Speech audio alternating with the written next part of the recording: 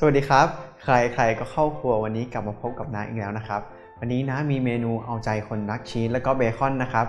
น้าจะทำเมนูที่มีชื่อว่าไข่ห่อเบคอนชีสนะครับเดี๋ยวเราตามไปดูส่วนผสมกันเลยครับส่วนผสมของเมนูไข่ห่อเบคอนชีสนะครับก็จะมีไข่ไก่เบคอนรมควันครับอันนี้นะหั่นแล้วนะครับแล้วก็เป็นมอสซาเรลล่าชีสครับหอมใหญ่สับครับซอสปรุงรสพริกไทยออริกาโน่ครับส่วนผสมก็ครบแล้วนะครับเดี๋ยวเราไปลงมือทำกันเลยครับเราเริ่มทำไข่ห่อเบคอนชีสกันนะครับเราจะใช้เบคอนนะครับลงไปก่อนนะครับตั้งกระทะแล้วนะครับก็เอาน้ำมันออกจากตัวเบคอนเนาะก็ผัดเบคอนไปแป๊บนึงครับ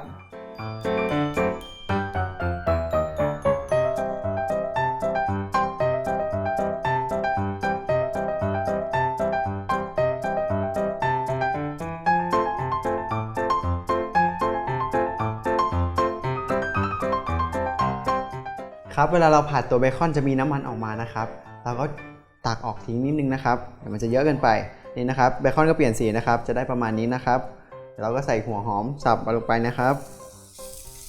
ผัดให้หัวหอมเนี่ยมีกลิ่นหอมนะครับ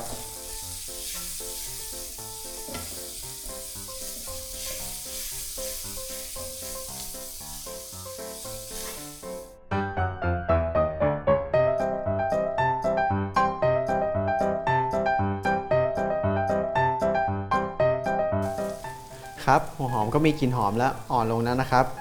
ท้ายนี้เราจะใส่ใบออริกาโนนะครับเพื่อให้ความหอมนะครับแล้วก็ปิดไฟครับจากนั้นเราพักไว้ครับแล้วเดี๋ยวเราไปทำขั้นตอนต่อไปกันครับเดี๋ยวเรามาตีไข่กันครับต่อไข่นะครับใส่ลงไปเลยระวังเรื่องเปลือกด้วยนะครับเราจะปรุงรสด้วยซอสปรุงรสนะครับก็ตามด้วยพริกไทยครับตีให้เข้ากันเลยนะครับ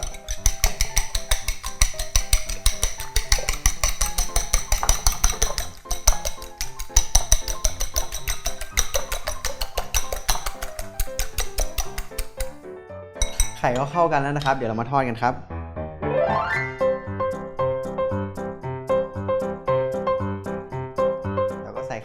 ครับแล้วก็ร่อนนะครับให้มันเป็นแผ่นนะครับ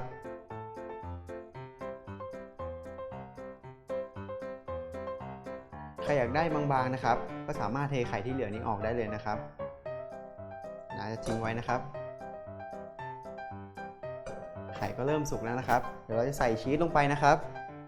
ลงไปเลยชีสจะได้ยืดๆนะครับ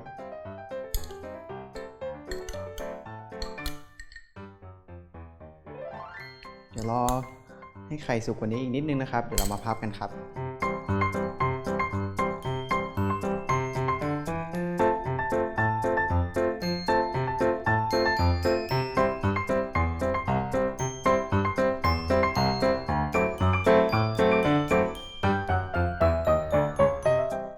ไข่ก็สุกแล้วนะครับเดี๋ยวเราใส่ไส้ลงไปครับ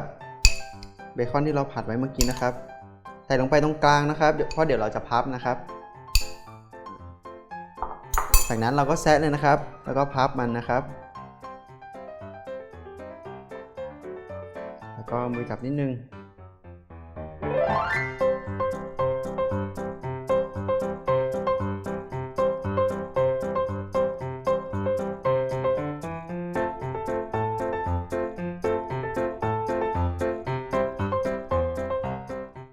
น้ำก็ห่อแล้วนะครับเดี๋ยวเราไปจัดเสิร์ฟกันเลยครับ